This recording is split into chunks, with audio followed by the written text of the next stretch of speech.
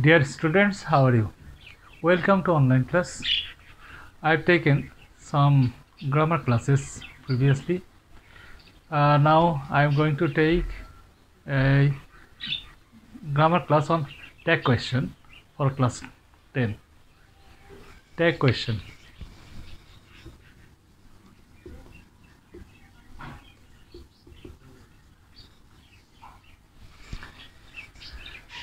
Dear students, you know what is tag question? Tag question is what is the meaning of tag? Bangla যদি বলি tag অর্থ জুড়ে দেওয়া। Question তো আমরা চিনি, কোয়েশ্চন হলো প্রশ্ন। ওকে, জুড়ে দেওয়া প্রশ্ন অর্থাৎ কার সাথে জুড়ে দিতে হবে? একটা সেন্টেন্স দেওয়া থাকবে, ওই সেন্টেন্সের সাথে তোমাকে একটা কোয়েশ্চন জুড়ে দিতে হবে। আচ্ছা, আমি দেখাচ্ছি তোমাদেরকে। Hasan is a student. আমি একটা সেন্টেন্স এখানে লিখলাম। এই সেন্টেন্সের মধ্যে বোঝা যাচ্ছে যে হাসান একজন ছাত্র। এখন হাসান যে একজন ছাত্র এটা আমরা নর্মালি বলতে পারি। এখন কোয়েশ্চেন একটা যদি জুড়ে দেই তাহলে বোঝা যাচ্ছে যে এই সেন্টেন্সটার উপর একটা গুরুত্ব দিয়ে আমি কথাটা বলতেছি। অর্থাৎ কোনো কোয়েশ্চেন যদি ট্যাগ করে দেওয়া হয় কোনো সেন্টেন্সের সাথে তাহলে সেখানে কি বোঝাচ্ছে, কি সে অর্থটা হচ্ছে যে ওইটাকে জোর দিয়ে বলা। হাসানের যে স্টুডেন্টস, হাসান একজন ছাত্র, তাই নয় কি? তাই নয় কি? এটাই হচ্ছে ট্যাগ কোয়েশ্চেন বাংলায়। আর ইংলিশে আমরা বলবো এটাকেই কোয়েশ্চেনটা জুড়ে দেবো। তবে এই কোয়েশ্চেন জুড়ে দিতে গেলে আমরা জানি যে শুধুমাত্র দুইটা জিনিস লাগে। একটা হলো অক্সিলারি ভার্ব আর একটা হচ্ছে সাবজেক্ট। অক্সিলারি ভার্ব আমরা লিখব এবং সাবজেক্ট লিখব। সাবজেক্টটা লিখতে গেলে প্রনাউন লিখতে হয়, সাবজেক্টের প্রনাউন, এটাকে বলাই হয় সাবজেক্টের প্রনাউন। তো আরেকটা কথা, এই যে আমি অক্সিলারি ভার্ব লিখলাম, ট্যাগ কোয়েশ্চেন কিন্তু দুই রকমের হয়, অ্যাফার্মেটিভ ট্যাগ, নেগেটিভ ট্যাগ, মানে পজিটিভ ট্যাগ, নেগেটিভ ট্যাগ। তো পজিটিভ ট্যাগ হচ্ছে, পজিটিভ ট্যাগ কোয়েশ্চেন বলতে আমরা সেই সেন্টেন্সকে বুঝি যে সেন্টেন্সটা পজিটিভে থাকে, অ্যাফার্মেটিভে থাকে। আর নেগেটিভ ট্যাগ বলতে বুঝি যে সেন্টেন্সটা নেগেটিভে থাকে সেটা হলো নেগেটিভ ট্যাগ কোয়েশ্চেন। তো পজিটিভ ট্যাগ কোয়েশ্চেনে নেগেটিভ নিতে হয়। নেগেটিভে যে আমি নট লাগাচ্ছি, নট, এটা পজিটিভ, এই জন্য এটা নেগেটিভ হয়ে গেল। এজেন্ট হাসানের পরিবর্তে আমরা লিখব হি। এটা লিখে কোয়েশ্চন মার্কটা দিব, দিয়ে আন্ডারলাইন করব। অনেকে কি করে, অনেকে তোমরা কি করো, তোমরা ওই যে প্রশ্নের মধ্যে যে সেন্টেন্সগুলো থাকে এই সেন্টেন্সগুলো লিখে তোমরা কি করো একটা এইভাবে, যেমন আমি দেখাচ্ছি, মনে করো এই যে এই সেন্টেন্সটা তুমি লিখেছো, খাতার মধ্যে লিখেছো, লিখে এইভাবে একটা টান দিয়ে তুমি এইভাবে করো। এটা করতে গেলে কি হয় দেখো, যদি তোমার লেখাটা এখানে হয় ইজেন্ট হি, এখন খেয়াল করো তোমার লেখাটা কোথায় শেষ হয়ে গেছে, কোয়েশ্চেন মার্কটা কোথায়, আর তুমি এখানে ড্যাশ দিয়েছো কেন, তাই না? সেই কারণে তোমার লেখার একটা সিস্টেম রাখতে হবে তোমাকে। প্রত্যেকটা জিনিসের যেমন একটা সিস্টেম থাকে, লেখারও তেমন একটা সিস্টেম থাকতে হয়। এই লেখার সিস্টেমের জন্য বলছি তোমরা এইভাবে না লিখে এটা এগুলো লিখবে না। এইভাবে না লিখে তুমি যেটা করবে সেটা হচ্ছে যে আগে তুমি লিখবে, কমা দিতে হবে। আগে তুমি লেখো, লিখে কোয়েশ্চেন মার্কটা দাও, তারপর আন্ডারলাইনটা করো। এটা সুন্দর। এই সিস্টেমে করলে আর কোনো সমস্যা থাকে না, এবং এই সিস্টেমটা যদি তোমরা ফলো করো তাহলে তোমাদের এই মার্কস কাটা যাওয়ার কোনো ইয়ে থাকে না। একটা কথা খেয়াল রাখবে, পরীক্ষার খাতা কাটেন যিনি পরীক্ষককে সন্তুষ্ট করতে হবে তোমার লেখা দিয়ে। তুমি সরাসরি যেহেতু পরীক্ষকের সামনে যেতে পারতেছো না, তাহলে তোমাকে কী করতে হবে? পরীক্ষককে তোমাকে সন্তুষ্ট করার একটা পদ্ধতি বের করতে হবে। সেই পদ্ধতিটাই হচ্ছে খাতায় সুন্দর করে উপস্থাপন করা। খাতায় সুন্দরভাবে উপস্থাপন করলেই পরীক্ষক খুশি হবে। তোমার এই সমস্ত লেখা হয়তো তোমার নাম্বার কাটা যাবে না, বাট এটার এফেক্টটা এসে যাবে কিন্তু তোমার রাইটিং পার্টের মধ্যে। বলবে যে সে তো স্টুডেন্ট ভালো না, তো লেখার স্টাইল ভালো না, তাহলে সে রাইটিং পার্টটা কী করে সুন্দর করে লিখবে, এটাও একটা কথা থেকে যায়, তাই না? এই জন্য বলতেছি যে আমি যেভাবে দেখাচ্ছি তোমরা যদি এইভাবে লেখো তাহলে পরীক্ষকও খুশি হবেন, যিনি এটা খাতাটা দেখবেন। তাহলে স্টুডেন্টস তোমরা খেয়াল করো, আমি বলেছিলাম যে ট্যাগ কোয়েশ্চেন হচ্ছে জুড়ে দেওয়া একটা কোয়েশ্চেন সেন্টেন্সের সাথে। আমি এই সেন্টেন্সের সাথে একটা কোয়েশ্চেন জুড়ে দিলাম, ঠিক আছে। এখন আমরা দেখাচ্ছি, তো আমি তোমাদেরকে বলেছিলাম যে পজিটিভ ট্যাগ কোয়েশ্চেন, আর একটা হচ্ছে নেগেটিভ ট্যাগ কোয়েশ্চেন। তাহলে পজিটিভ ট্যাগ কোয়েশ্চেন আর নেগেটিভ ট্যাগ কোয়েশ্চেন তোমাদেরকে বলেছিলাম আমি যে সেন্টেন্সটা অ্যাফার্মেটিভে থাকবে, আর নেগেটিভ ট্যাগ কোয়েশ্চেনের মধ্যে সেন্টেন্সটা নেগেটিভে থাকবে। অর্থাৎ পজিটিভের আসবে নেগেটিভ, নেগেটিভে আসবে পজিটিভ তোমার ট্যাগ কোয়েশ্চেনটা। মানে পজিটিভ সেন্টেন্সের মধ্যে কোয়েশ্চেনটা আসবে নেগেটিভ ট্যাগ কোয়েশ্চেনে, নেগেটিভে করতে হবে। আর নেগেটিভে যদি সেন্টেন্স থাকে পজিটিভ করতে হবে, অর্থাৎ অ্যাফার্মেটিভে করতে হবে, ঠিক আছে। অর্থাৎ আমি আবার দেখাচ্ছি তোমাদেরকে, এই যে আমি দেখাচ্ছি তোমাদেরকে হাসান ইজ এ স্টুডেন্ট, আমি এটা মুছে দিলাম, মুছে আমি নেগেটিভ লেখাচ্ছি, Hasan is not a student. তাহলে এখানে আমার কমা দিয়ে আমাকে কি করতে হবে, ইজ নট আছে নেগেটিভে আছে, অ্যাফার্মেটিভে লিখবো ইজ, তারপর হাসানের জন্য লিখবো হি, কোয়েশ্চেন মার্ক আন্ডারলাইন, এই আর কি, এইভাবে করতে হয়। আচ্ছা, এখন এই অক্সিলিয়ারি ভার্ব, যদি কোয়েশ্চেনটা পজিটিভে থাকে নেগেটিভে ট্যাগ কোয়েশ্চেন লিখতে হয়। তাহলে নেগেটিভে যদি ট্যাগ কোয়েশ্চেনটা আমরা লিখতে যাই তাহলে আমরা সেখানে কি দেখব, যে অক্সিলিয়ারি ভার্বের সাথে নট, নেগেটিভ একটা শব্দ নট, এটাকে আনতে হয়। তো ট্যাগ কোয়েশ্চেনের বেলায় কিন্তু নটটা সংক্ষিপ্ত আকারে আসে, তার মানে আমাকে জানতে হবে যে সংক্ষিপ্ত আকারটা কীরকম দেখতে। সংক্ষিপ্ত আকারটা হচ্ছে এরকম, আমি দেখাচ্ছি তোমাদেরকে। সংক্ষিপ্ত আকারটা হচ্ছে এরকম, যদি অক্সিলিয়ারি ভার্ব থাকে ইজ নট, এটা হয়ে যাবে ইজেন্ট, আর নট আরএন্ট, এম নট, এটা কিন্তু এমেন্ট হবে না, এটা আরএন্ট হবে বা এইন্ট হবে, এটা কিন্তু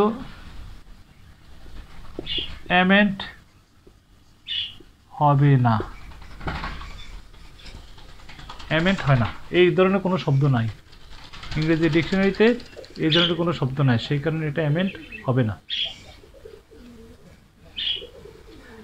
okay dear students,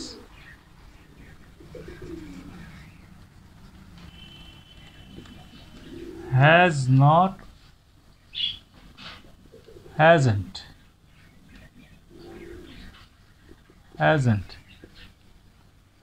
have not, haven't,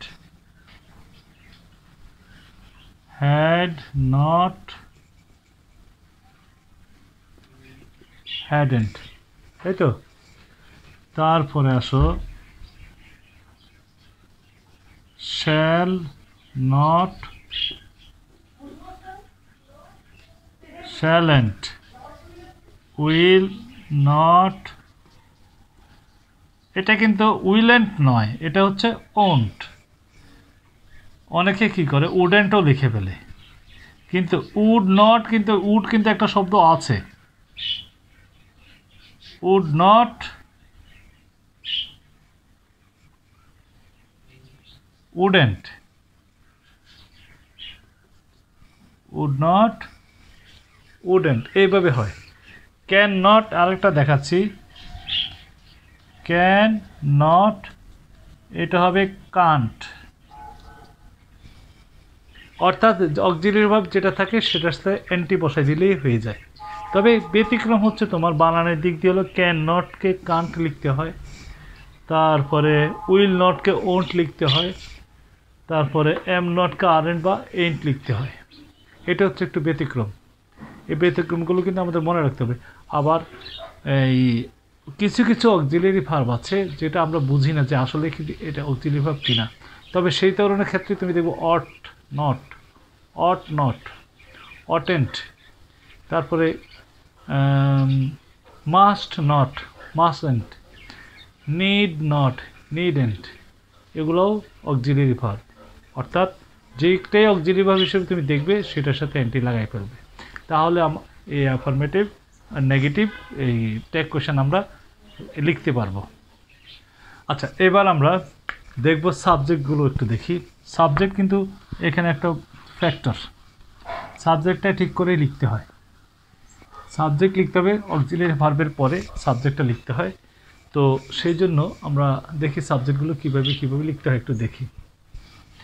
যদি আমরা দেখি হাসান, তাহলে এটা লিখব হি। যদি দেখি হাসিনা, এটা কিন্তু সি হয়ে যাবে। যদি দেখি হাসান অ্যান্ড হাসিনা, দুইজন এখানে, এটা কিন্তু দে হয়ে যাবে, এটা কিন্তু দেই হয়ে যাবে।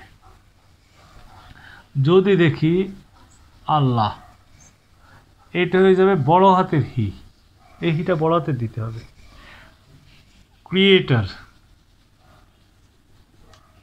ক্রিয়েটর, গড, সৃষ্টিকর্তা, এগুলো সবই বড় হাতের হি দিতে হবে। তবে গডের ক্ষেত্রে একটু আছে, আবার গডেসও আছে, এটা হয়তো একটু ব্যতিক্রম আছে, এটা না। আমরা আল্লাহ, ক্রিয়েটর, এগুলো দিতে পারি। অলমাইটি দিতে পারি, সেটা হতে পারে। তো গড আর গডেস এটা কিন্তু আবার ব্যাপার আছে, এখানে এক বচন বহু বচন আছে। যাই হোক, হি সি এগুলো বসাতে হবে, তখন বড় হতে হবে। আচ্ছা, এখন এটা বুঝলাম। বহু বচনটা বুঝতে হবে, বহু বচনটা বুঝলে তারপরে আমাদের এটা আমরা করে নিতে পারবো। তাহলে আমি কতগুলো সেন্টেন্স লিখছি, দেখি আমরা এই সেন্টেন্সগুলোকে আমরা ট্যাগ কোয়েশ্চেন লাগাবো। হ্যাঁ, যেমন number 1,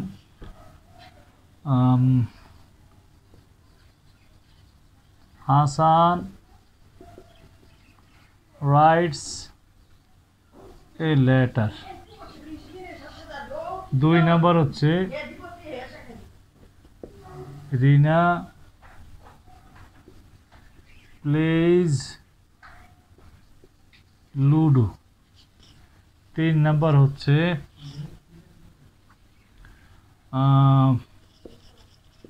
Mina read a book. 4 number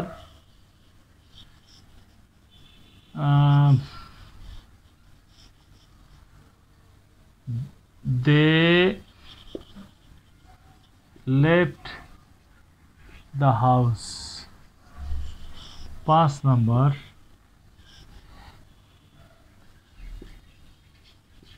the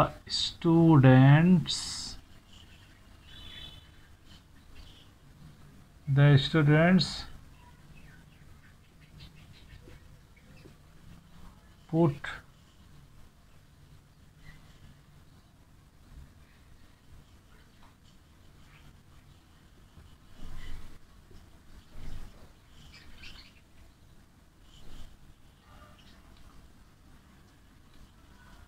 tools on the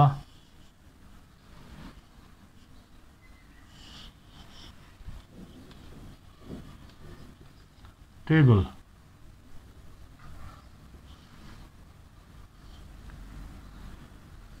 She can dance.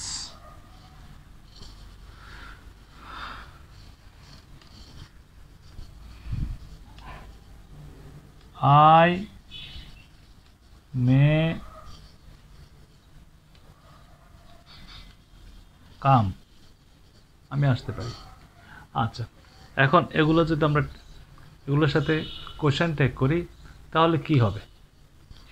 প্রথমটায় আমরা জানি যে এখানে রাইটস, এই যে এস বা ইএস যখন যুক্ত হয় তখন এখানে কোনো এমনি কোনো অক্সিলারি ভার্ব নাই, তখন ডু ডাজ ডিডকে অক্সিলারি ভার্ব হিসেবে নিতে হয়। তো এখানে এস আছে, আমরা জানি এটা রাইটস, মানে এটা হচ্ছে ডাজ আছে এখানে, তাহলে অক্সিলারি ভার্ব হিসেবে আসবে কোনটা? ডাজ আসবে। তো ডাজটা আসলে কি হয়? Doesn't, doesn't. এবার নাউনটার প্রনাউন আসবে, হাসানের প্রনাউন হবে হি, কোয়েশ্চন মার্ক দিলাম, শেষ করে দিলাম, এই তো হয়ে গেছে, তাই না? এবার এটা দেখো প্লিজ, এটাও ডাজ, ডাজেন্ট রিনা, রিনার জন্য আমরা লিখব শি, কোয়েশ্চন মার্ক, এটাও হয়ে গেল। মিনা রিড এ বুক, এখানে প্যাঁচটা হচ্ছে কোন টেন্সে নিব, প্রেজেন্ট টেন্স নাকি পাস্ট টেন্স? রিড, রিডের যদি আমরা তিনটা ফর্ম দেখি, রিড, রেড, রেড, তাহলে তিনটা ফর্মের মধ্যে এটা কি প্রেজেন্ট ফর্মে আছে নাকি পাস্ট ফর্মে আছে, এটা আমাদের দেখতে হবে। যদি এটা প্রেজেন্ট ফর্ম ধরি তাহলে থার্ড পারসন সিঙ্গুলার নাম্বার ব্যাপারটা এসে যায়, তখন মিনে হচ্ছে থার্ড পারসন সিঙ্গুলার নাম্বার, তাই এখানে এস থাকার কথা ছিল যদি এটা প্রেজেন্ট টেন্স হতো। এখন যেহেতু এসটা যুক্ত নাই, তাহলে এটা আমরা পাস্ট টেন্সে ধরে নিতে হবে। আর পাস্ট টেন্সে ধরলে কী হবে? ডিডেন্ট, ডিডেন্ট মিনা, মিনার জন্য শি, ডিডেন্ট শি, ঠিক আছে? এবার আসো, they left the house, they left the house, এটা পাস্ট টেন্সে আছে, লেফট, এই যে লেফট, এটা হচ্ছে পাস্ট টেন্সে আছে, তাহলে আমরা এখানে দিব ডিডেন্ট। আর প্রনাউন দেওয়াই আছে দে, আমরা প্রনাউনটাই যেহেতু দেওয়াই আছে তাহলে লাগতেছে না, আমরা দেই ব্যবহার করলাম। The students put the tools on the table, এটাও দেখো স্টুডেন্টস বহু বচন আছে, আর এটা পুট পুট পুট তিনটাই কিন্তু একই ফর্ম আছে। এটা কি প্রেজেন্ট হবে নাকি পাস্ট হবে? আমি যদি এটা প্রেজেন্টে করি তাও হবে, আমি যদি পাস্টে করি তাও হবে। কারণ কি, এটা যদি প্রেজেন্টে হয় এটার সাথে এস লাগবে না, যেহেতু এটা আগে দিয়ে বহু বচন আছে। এক বচন হইলে না এটা আমরা ওইটা ধরতাম যে এটা এস হইতো, এটা যেহেতু বহু বচন আছে সেই কারণে পুটের সাথে এস লাগে নাই, তাহলে এটা প্রেজেন্ট টেন্স করতে পারি। আমি এটাকে দুই রকমই করতে পারি, কিন্তু একটা হচ্ছে ডোন্ট দে, ডোন্ট দে, এটা লিখলেও যেমন হবে, আমি যদি বলি ডিডেন্ট, ডিডেন্ট দে, সেটাও হবে। তবে বি কেয়ারফুল স্টুডেন্টস, তোমরা উত্তর বিকল্প থাকতেই পারে, তোমাদেরকে কিন্তু পরীক্ষার খাতায় একটাই লিখতে হবে, এটা খেয়াল রাখবা, দুইটা লিখবে না, দুইটা উত্তর হলেও দুইটা লিখবে না, শুধুমাত্র একটাই লিখবে, দুইটা লিখবে না। শি ক্যান ড্যান্স, কী হবে এটা? ক্যান আছে, কান্ট শি। আই মে কাম, মেয়ের সাথে নট লাগাতে মেন্ট আই। এই তো মোটামুটি ট্যাগ কোশ্চেনের বেসিক জিনিসটা আমরা বুঝে গেলাম। এরপরে আরও আছে, আরও বিভিন্ন রকমের ব্যাপার আছে, আমি তোমাদেরকে ধাপে ধাপে দেখাচ্ছি, তাহলে তোমরা বুঝতে পারবে। আচ্ছা, এগুলো সবগুলো তোমার অ্যাফার্মেটিভ সেন্টেন্স ছিল, আমরা এই অ্যাফার্মেটিভ সেন্টেন্সগুলোকে নেগেটিভে ট্যাগ করলাম, অর্থাৎ এটা পজিটিভ ট্যাগ।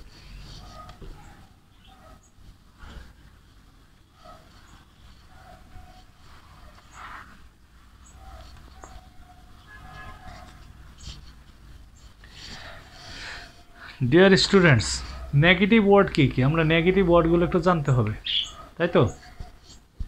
নেগেটিভ ওয়ার্ডসের মধ্যে আমরা জানি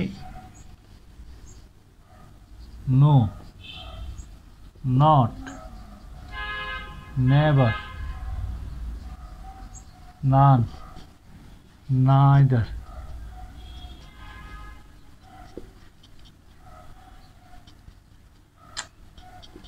NEITHER ইত্যাদি, যত রকমের।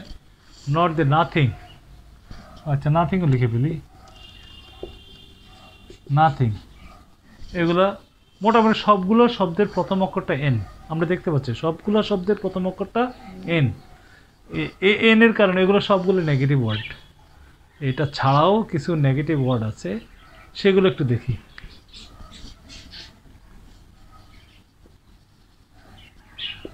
হার্ডলি, scarcely,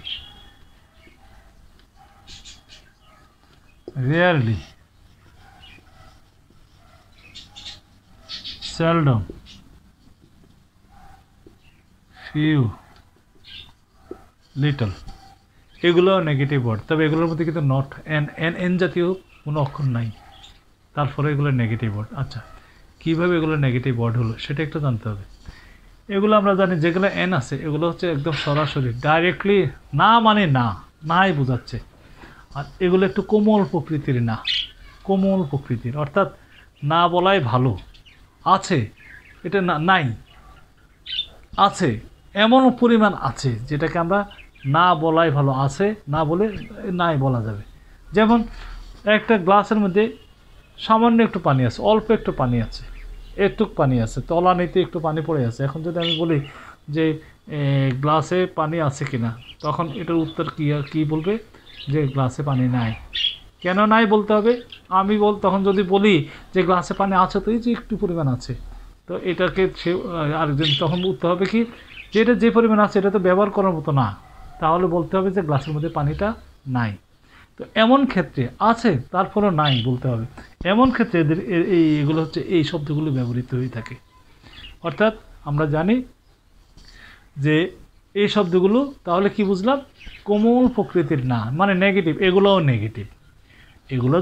এগুলো যদি সেন্টেন্সের মধ্যে উল্লেখ থাকে তাহলে তোমাকে মনে রাখতে হবে যে এগুলো কি হবে, এই তোমার অ্যান্টি, মানে নেগেটিভ ওয়ার্ড যেটা, সেটার হবে না। যেমন আমি দেখাচ্ছি তোমাদেরকে, আমি এখানে একটা সেন্টেন্স লিখে দেখাচ্ছি।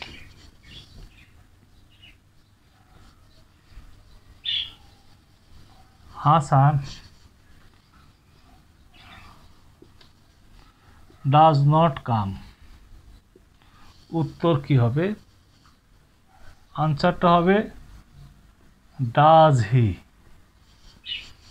কারণ এখানে ডাজের সাথে নট চলে আসছে। এটা যদি এইভাবেও থাকে কোনো সমস্যা নাই, আমার উত্তর এটাই কারেক্ট। এখন এখানে যদি আমি ডাজ নট না দিয়ে এই যে নট দিলাম, আমি যদি এখানে নেভার দিই তখনও উত্তর এটাই হবে। নেভার দিলে উত্তরটা এটাই হবে। আচ্ছা, আমি যদি এখানে হার্ডলি দিই, হাসান হার্ডলি কাম, তখনও উত্তর এটাই হবে। আমি যদি এটা রেয়ারলি দিই তখন অবশ্যই এটা কামস হবে নাকি, কামস। হাসান রেয়ারলি কামস, তখনও উত্তর এটাই হবে। অর্থাৎ এই শব্দগুলো যখনই আসবে তখনই আমার নটটার হবে না। তবে একটু ব্যতিক্রম আছে, ব্যতিক্রম একটু জানতে হবে। ব্যতিক্রমটা দেখো, ব্যতিক্রমটা হচ্ছে এই দুইটা ওয়ার্ডের মধ্যে, এগুলো তো অ্যাডজেক্টিভ। তো এই দুইটা ওয়ার্ডের মধ্যে আমরা জানি যে কিছু কিছু অ্যাডজেক্টিভ আছে যাদের সাথে যদি আমরা কি বলে আর্টিকেল বসাই তখন সেগুলো কী হয়, নাউনে পরিণত হয়ে যায়। আচ্ছা, হোক না, সমস্যা নাই। আমি যদি বলি ফিউ, আমি এখানে আবার লিখছি, সরি, আমি সেন্টেন্সটা লিখতেছি, আই হ্যাভ ফিউ ফ্রেন্ডস। আমি যদি এখানে এইভাবে লিখি,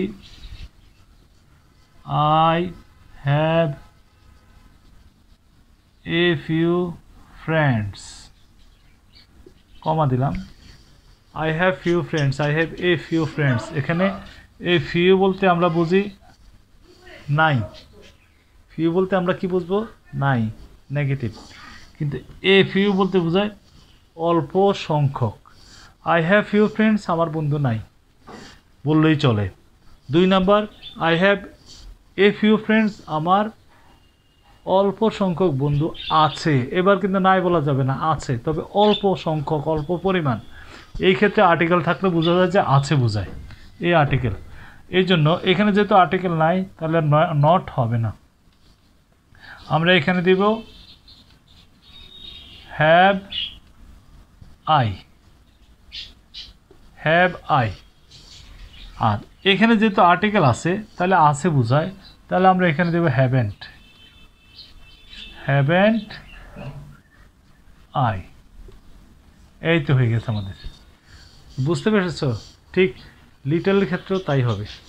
ফিউ এবং লিটলের মধ্যে তফাৎটা কি তোমাকে বুঝতে হবে। ফিউ হচ্ছে অল্প সংখ্যক, লিটল হচ্ছে অল্প পরিমাণ। অল্প সংখ্যক, অল্প পরিমাণ। এখানে আই হ্যাভ ফিউ ফ্রেন্ডস, আমার বন্ধু নাই। I have a few friends, আমার অল্প সংখ্যক বন্ধু আছে। এবার দেখো আমি লিটল দিয়ে লিখি, লিটল দিয়ে আমি সেন্টেন্স যদি লিখি, there is little water, there is a little water. অর্থ কি? লিটল ওয়াটার তো পানি নাই, দেয়ার ইজ লিটল ওয়াটার, এখানে পানি নাই বললেই চলে। There is a little water, এখানে অল্প পরিমাণ পানি আছে, এখানে কিন্তু পরিমাণের উপর জোরটা আসতেছে, তাহলে অল্প পরিমাণ পানি আছে, অল্প এখানে নাই, তাহলে কি হবে? ইজেন্ট, সরি এখানে তো নট হবে না, তাই না? এটার মধ্যে হবে is there,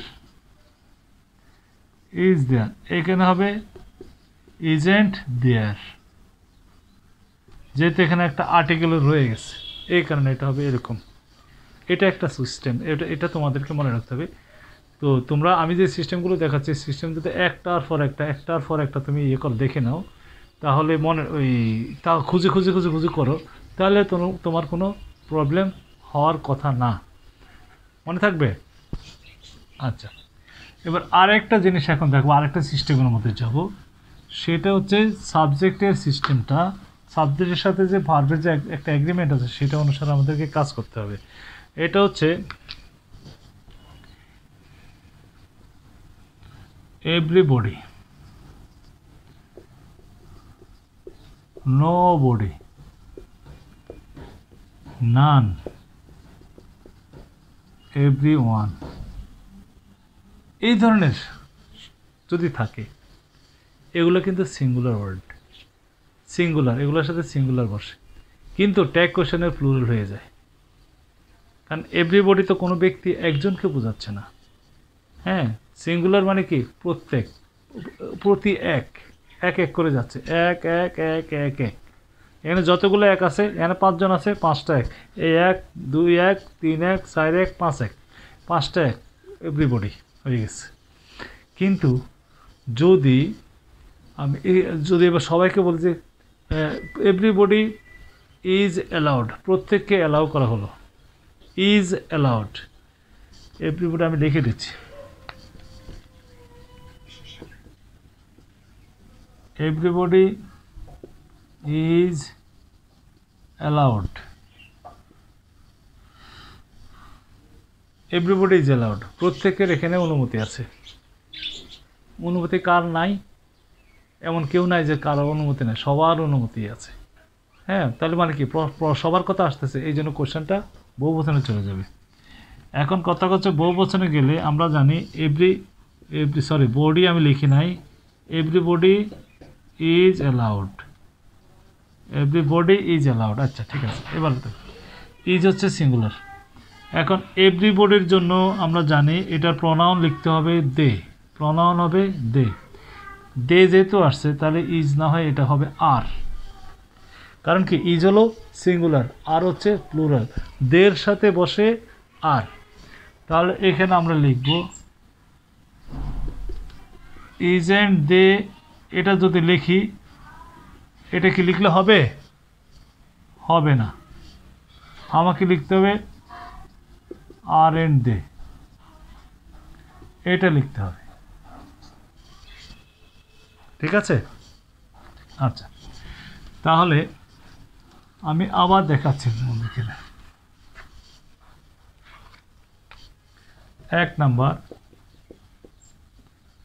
everybody is allowed, nobody is allowed, এটা হবে ইজ আছে, হয়ে যাবে আর, আরেন্ট দে, এটা হবে আর দে। এটার মধ্যে নেগেটিভ, এটার মধ্যে নেগেটিভটা আসবে, আর এটা তো নো আছেই, এই কারণে এটা নেগেটিভ আসবে না। তাহলে এটা হচ্ছে তোমার আরেকটা। এখন প্রশ্ন হচ্ছে আমি কয়টা ওয়ার্ড আছে এরকম যে ইজ ব্যবহৃত হয়, ইজকে আর বানাইলাম, এরকম কয়টা শব্দ আছে যেগুলো সিঙ্গুলার ফলো করে, আবার এগুলোর প্লুরালও আছে। তুমি খেয়াল করবা যতগুলো অক্সিলারি ভার্ব আছে, চারটা অক্সিলারি ভার্ব আছে, চারটা অক্সিলারি ভার্ব আছে যাদের শেষের অক্ষরটা এস। কি কি কি কি এগুলো? একটা হলো ডাজ, তুমি দেখো ডু ডাজ ডিড, এখানের মধ্যে শুধু একটা আছে ডাজ। এম ইজ আর আছে কি is. Was were, was were হবে না, was. Have has, have has has. আর কোনো অক্সিলারি ভার্ব নাই যেগুলো সিঙ্গুলার, যেটার প্লুরাল হয়।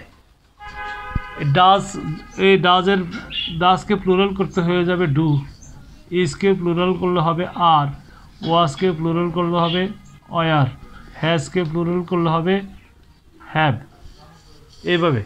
এখন যদি এগুলি ছাড়া যেগুলো আছে, যেমন ওয়ার, এটা তো প্লুরাল আছেই, তাই না? এটা প্লুরাল আছে। ক্যান সিঙ্গুলার প্লুরাল সব এক, তাই না? হ্যাড সিঙ্গুলার প্লুরাল সব এক। তারপর উইল সিঙ্গুলার প্লুরাল সব এক।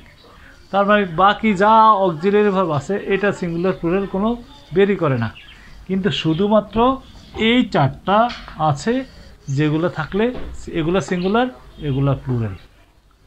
কথাটা কি মনে থাকবে?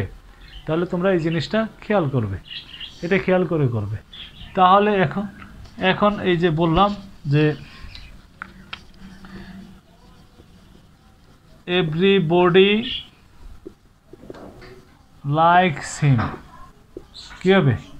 এটা লাইকস আছে, ডাজ না হয়ে ডু হবে, এই তো হয়ে গেছে। যদি বলি এভরিবডি হ্যাজ ইজি অ্যাক্সেস, কী হবে? এটা হবে হ্যাজ, হয়ে যাবে হ্যাভেন্ট দে, এই টাইপের আর কি। তাহলে এটাও আমাদেরকে খেয়াল রাখতে হবে যে এখানে এই যে দে বসে এবং অক্সিলারি ভার্ব, এটা তো তুমি যদি প্রশ্নের মধ্যে এরকম আছে কিনা আগে খোঁজ করে দেখে এটাকে আগে করবে, এটা করা শেষ করে অন্যগুলোর মধ্যে যাওয়া, তাহলে হয়ে যাবে, আর কিছু লাগবে না। ঠিক আছে?